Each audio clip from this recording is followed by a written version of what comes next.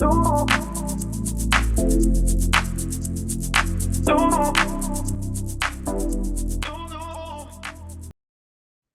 everyone, I'm Dr. Jennifer Benjamin. I am the Clinical Fidelity Specialist at the Training Center, and I am joined today by Pinky Patel. Pinky, what do you do at the Training Center? Hi, everyone. I am the Associate Director for the Training Center. So we are going to be diving into our current Director Emeritus and her fearless legacy of groundbreaking leadership and really just exploring who is Marion Lindblad-Goldberg. It all started in Akron, Ohio in 1943. Marion was born as an identical twin, which I don't know if everybody knows that. Yeah. So she grew up in Ohio. She got her undergrad degree in psychology and then a master's degree in psychology. And before you knew it, she was in Philadelphia studying her Ph.D. at Temple University. During the time that Marion was starting and working on her PhD program, Philadelphia became this, as Steve Sims likes to call it, mecca or hub, and the growth of what is now also structural family therapy, right? So focusing on the ways in which the family and the community impact the child or adolescent or individual and the behaviors that were symptomatic and developing out in the world and presenting as barriers to thrive, if you will.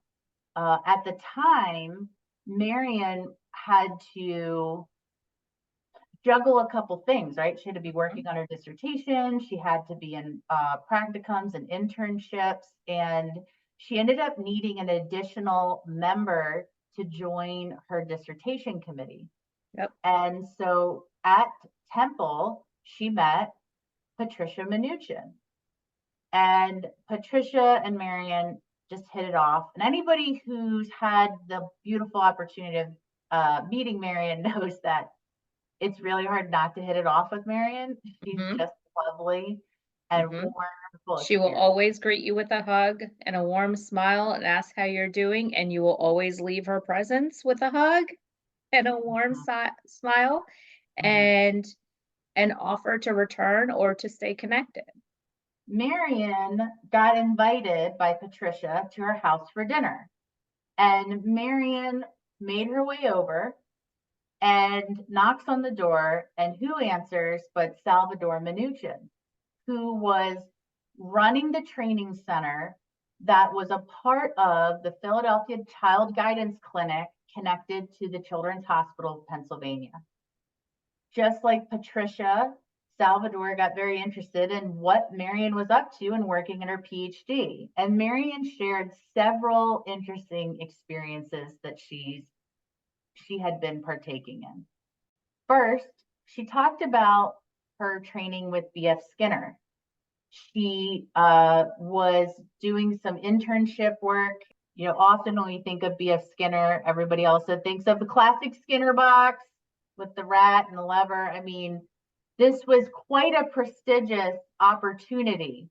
He was, you know, out in the facility, right? And she was very clearly given the rule that you hand a token when they do the wanted behavior. And she just said to me, Jennifer, I just felt like there's something missing here. That token's just not enough. We're not even talking about the emotion. And she said, so I talked to them and I didn't just give tokens. She put her all into of disrupting patterns that kept people from flourishing. It's also a very systemic way of looking at it, right? If nothing else, what you're sharing is development and groundwork of ecosystemic structural family therapy. That behavior is happening in context of not only the family, but in context of the community and the larger social system around that individual.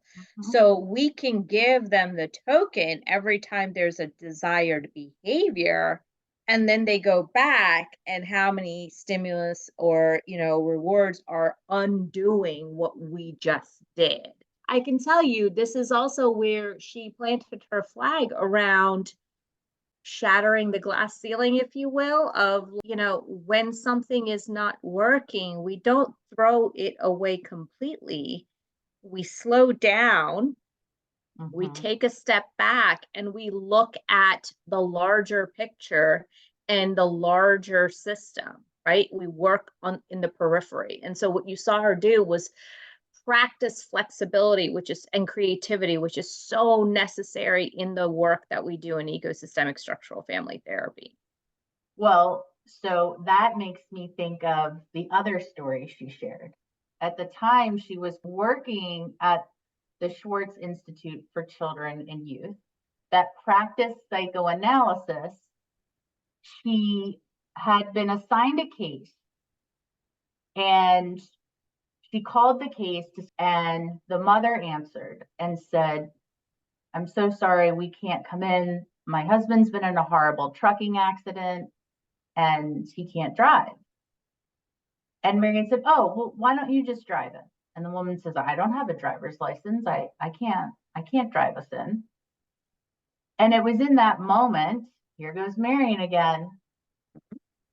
She was like, "Well, wait a second. I mean, this kid really needs treatment. He's not talking, right? This kid was dealing with what we now know as selective mutism." And Marion said to her supervisor, "They can't come in, so I'm going to them." Well, for any of you out there who understand psychoanalysis, you can imagine how everybody just said, "Oh, countertransference, bad, wrong, don't do it." And Marion just knew, right? She knew, her gut told her, be a human, do what's best for the family. And she went to their house. And that's what she continued to do in order to provide treatment. Coincidentally, as time went on, she became known as one of the leading experts in selective mutism in the world because of her early work and her willingness to do what needed to get done. But as Pinky said, she started thinking about how relationships and how the community was impacting the child, and that the child wasn't this separate entity. And at the time, cybernetics was also continuing to grow. So Salvador Minuchins said, "Oh, Marion, we have to have you at the clinic. Come be at the clinic. We think you're really going to like what we're doing here more than what's happening in that psychoanalysis." So she did it. She went to the clinic. And over time, Marion continued to work on understanding structural family therapy, but she also began to foster these other concepts in terms of her clinical model. Well, the most important thing is the ecosystemic part. And for her, it's about not just the family, but the family is also in context of a larger system.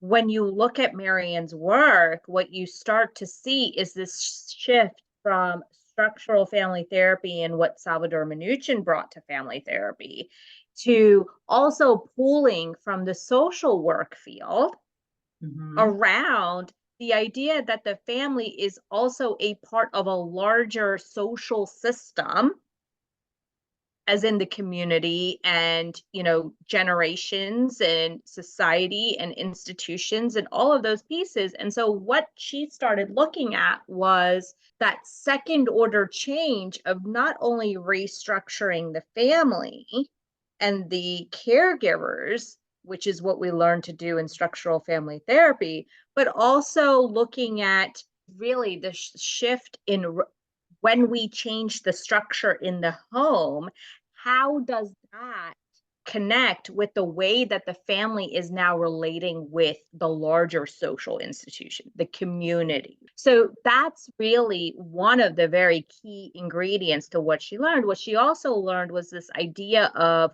connectivity, not only for the individual, but also for the family and the caregivers. So what we saw was this shift.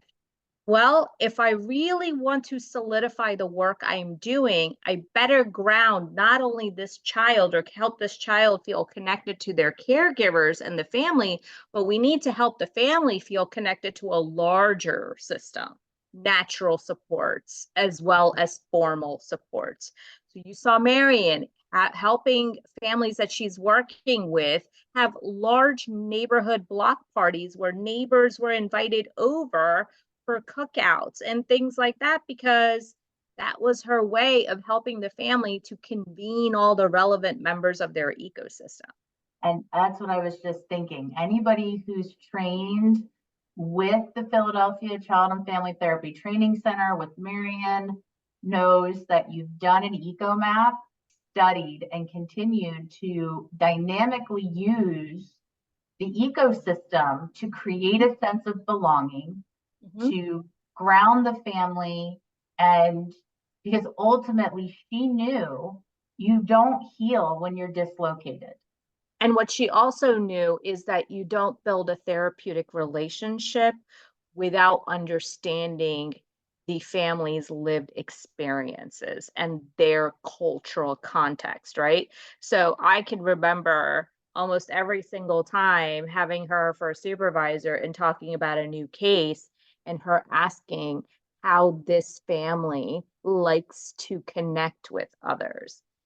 How does the culture of this family inform us around the joining process? How do they feel cared for and soothed, right? Is it through food? Is it through gatherings? Is it through this? Is it through this? Like that was her way of, that's where you see some of this cultural humility and competency coming into the work that we do in ecosystemic structural family therapy. Not only was there leadership in going against the grain within systems and institutions of care, but she also continued her work, and to this day, when given the opportunity, is promoting social justice and was often engaged in civil rights movements. I mean, when Marion in the 90s published her book, Creating Competency from Chaos, talking about being multicultural was just a concept in a textbook. People weren't actually implementing it. Marion was implementing it. She was having people expand the reaches of their mind past where they could understand, like really honing in on that every family has a culture regardless of their social location, which was not something that was occurring at that time. And so Marion published this book, creating a guide to home-based services. Now, this book came about because the Managed Care Organization also saw an increase in hospitalization of children and youth, an increase of residential placement, and additionally, a ton of recidivism. People, just like what had happened when Salvador Minuchin had discharged children back to their homes in New York, and they ended up coming back into placement, the same thing started playing out in Pennsylvania. The state of Pennsylvania approached Marion. Right. So they and I think it's important to stress, Jen, that like the out-of-home placement wasn't just resulting in a behavioral hospital placement, right? It was also legal involvement. It was Child Protective Services involvement. There were a lot of different institutions now that were coming into play and were now in a conflictual relationship, right, with the family system. Marion said, I have an idea. Let's implement ecosystemic structural family therapy, and let's create a program called family-based mental health services for youth with severe emotional disturbance, have it funded by Medicaid. And so any child who's at risk of being placed out of the home due to mental and behavioral health challenges can access this service, and we can keep children in the homes, in their communities, break these patterns that bind the family in crisis, understand generationally where it's coming from, and respond in ways that promote positive interactional patterns. So Marion developed this program, which has continued on for, I don't know, now what are we going on, 40 years probably? So that is Marion Lindblad-Goldberg. That is our fearless leader. And for those of you who have trained with us or have graduated from one of our programs, you are now carrying that legacy forward. And we're so honored to have you be a part of this alliance. And we appreciate your time so we could share with you about Marion. Have a good one. Bye, everybody. Bye. Thank you.